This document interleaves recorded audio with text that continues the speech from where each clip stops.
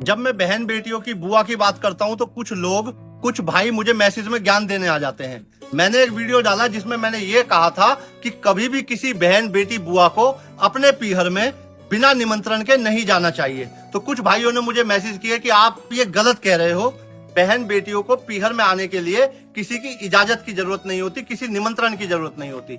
मुझे आप लोग एक बात बताइए, अगर आप लोगों ने भगवान शिव के बारे में सुना हो तो भगवान शिव के ससुर माता पार्वती के पिता दक्ष प्रजापति ने एक हवन, एक यज्ञ का आयोजन किया जिसमें उन्होंने सभी देवताओं को और सभी ऋषि मुनियों को बुलाया, लेकिन भगवान भोलेनाथ को और माता पार्वती को निमंत्रण नहीं दिया। माता पार्वती ने भोलेनाथ से कहा कि मुझे अपने पीहर जाना है, मेरे पिता एक यज्ञ का आयोजन कर रहे हैं। तो भगवान भोलेनाथ ने मना कर दिया कि बिना निमंत्रण के आपको अपने पीहर नहीं जाना चाहिए, क्योंकि वो देवताओं के देवता थे। उन्हें ये ज्ञान था अगर माता पार्वती और भोलेनाथ उस यज्ञ में गए तो उनके पिता दक्ष प्रजापति उनका वहां अपमान करेंगे, जिसको माता पार्वती सहन नहीं कर पाएगी। और हुआ भी वही, माता पार्वती को समझाने के बाद भी माँ पार्वती उस यज्ञ में पहुंची और दक्ष प्रजापति ने वही काम किया जिसको भोलेनाथ सोच रहे थे। उन्होंने भगवान भोलेनाथ का इतना अपमान किया जिसको माता पार्वती सहन नहीं कर पाई और उसी यज्ञ में, उसी हवन कुंड में उन्होंने छलांग लगा दी।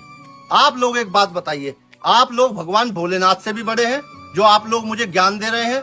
जिन बहन बेटियों को कोई पीहर में बुलाने के लिए राजी नहीं है, जिनसे मुंह से बात करने के लिए राजी नहीं है, बहन बेटियों की बुआओं की शक्ल देखने के लिए राजी नहीं है, वो लोग मुझे आके ज्ञान दे रहे हैं कि बहन बेटियों को निमंत्रण की जरूरत नहीं है।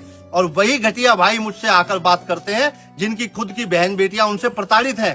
तो भाई मेरे को ये ज्ञान मत दिया करो कि बहन बेटियों की इज्जत कैसे की जाती है, बहन बेटियों को पीहर में बुलाना चाहिए, नहीं बुलाना चाहिए। मुझे आप लोगों से ज्यादा ज्ञान है, कम उम्र में मुझे आपसे ज्यादा तजुर्बे हैं। तो इसलिए जो लोग बहन बेटियों का अपमान करते हैं या ये सोचते हैं हम क्यों फोन करें, हमें क्या जरूरत है फोन करने की, भाई जब आप फोन नहीं करोगे तो बहन बेटियां आपके धन की, आपकी संपत्ति की या आपकी किसी चीज की भूखी नहीं है जो आपके बिना इशारा किए भागी चली आएंगी।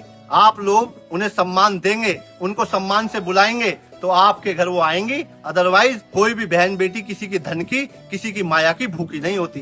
बहन बेटी भाव की भूखी होती है। और भोलेनाथ से कुछ सीख लो और सीख कर मुझे भी कमेंट में बताना कि मैंने गलत तो नहीं कहा।